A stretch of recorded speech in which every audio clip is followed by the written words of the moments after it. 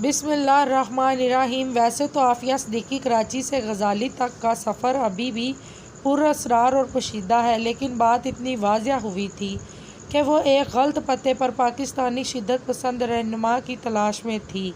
Doctor Aafia Siddiqui امریکہ میں واقع کارزویل jail میں آج کل 86 سال کی قید کاٹ رہی ہیں۔ ڈاکٹر عافیہ کے گواہ اور مظلومانہ قید کی 17 سالہ غمناک داستان انسان کو خون کے آنسو رلا دیتی ہے۔ مسلسل بدترین مظالم کا شکار ہو کر امریکی قید میں رہنے والی عافیہ صدیقی ہر درد مند انسان کے لیے لمحہ فکریہ ہے۔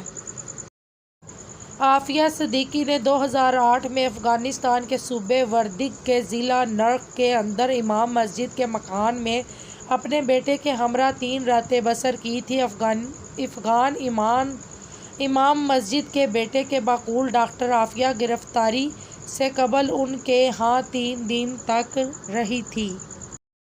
ڈاکٹر عافیہ اپنے بیٹے کے ہمراہ ایک شام ایک مسافر گاڑی میں کابل سے ضلع نرخ پہنچی اور کسی کے دیے ہوئے پتے کے بارے میں دریافت کر رہی تھی۔ نرخ کے صدر مقام سے روزانہ ایک مسافر گاڑی صبح کابل کے لیے روانہ ہوا کرتی تھی، جبکہ شام کو دوسری واپس لوٹا کرتی تھی۔ اس امام مسجد کو بعد میں امریکیوں نے تحقیقات کے لیے گرفتار بھی کیا تھا۔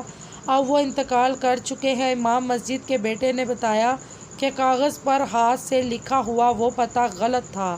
نرخ کے بازار میں لوگوں کو تشویش ہوئی کہ اب اس عورت کو بچے کے ساتھ کہاں رکھا جائے۔ فیصلہ ہوا کہ جب تک ان کی واپسی کا کوئی بندوبست نہیں ہوتا، اس وقت تک مقامی امام مسجد کا گھر اس خاتون کا عارضی مسکن ہو سکتا ہے۔ افغان شخص نے بتایا کہ وہ حیران تھے کہ یہ عورت بغیر کسی مرد محرم کے اس علاقے میں کیا کر رہی ہے۔ ماں کے مقابلے میں ان کا بیٹا صحت میں کافی اچھا تھا۔ ہمیں انہوں نے بتایا کہ ان کے والد لاپتہ ہیں اور وہ انہیں بھی تلاش کر رہے ہیں۔ انہوں نے مزید بتایا وہ ہمارے مکان میں 3 راتیں رہے اور ایک ہی بڑا کمرہ تھا، تو درمیان میں بڑی سی چادر لٹکا کر پردے کا انتظام کیا گیا۔ وہ پشتو نہیں جانتی تھی اور ہم اردو نہیں جانتے تھے۔ ہاں وہ کچھ عربی جانتی تھی، تو اسی کے ذریعے ان سے تھوڑی اکثر رات کو وہ تلاوت کیا کرتی اور رویا بہت کرتی تھی۔ وہ بظاہر شدید ذہنی دباؤ میں دکھائی دے رہی تھی۔ اس افغان کے بقول ڈاکٹر عافیہ کوئٹہ سے چند روز قبل قندھار اور پھر کابل پہنچی تھی۔ ڈاکٹر عافیہ کو دراصل پاکستانی طالبان کی کالعدم تحریر کے اس وقت کے سربراہ بیت اللہ محسود کی تلاش تھی اور وہ ان سے ملنا چاہتی تھی، اور ان کے پاس چند بیگ تھے اور جاتے ہوئے چند دستاویز بھی پیچھے چھوڑ گئی تھی۔ ان کے پاس ہم نے قندھار سے کابل کا بس ٹکٹ بھی دیکھا تھا۔ بعد میں انہیں برقہ میں واپس بس پر بٹھا کر غزنی روانہ کر دیا گیا، جس کے اگلے ہی روز ان کی امریکی فوجیوں کے ہاتھوں گرفتاری کی خبر سامنے آ گئی۔ یہ گرفتاری 17 جولائی 2008 کو افغانستان میں رپورٹ ہوئی تھی، جبکہ عافیہ صدیقی پاکستان میں 30 مارچ 2003 کو اپنے 3 بچوں سمیت راولپنڈی جانے کے لیے ٹیکسی میں ہوائی اڈے کی طرف روانہ ہوئی، مگر راستے سے غائب ہو گئی تھی۔ امریکیوں کا کہنا تھا کہ عافیہ سے جو انگریزی